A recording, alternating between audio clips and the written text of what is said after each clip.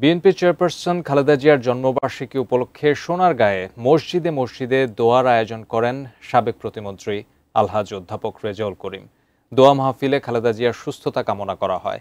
সাবেক প্রতিমন্ত্রী অধ্যাপক রেজাউল করিম শুক্রবার পিরোজপুর ইউনিয়নের তাতুয়াকান্দি জামে মসজিদে জুম্মার নামাজ আদায় করেন।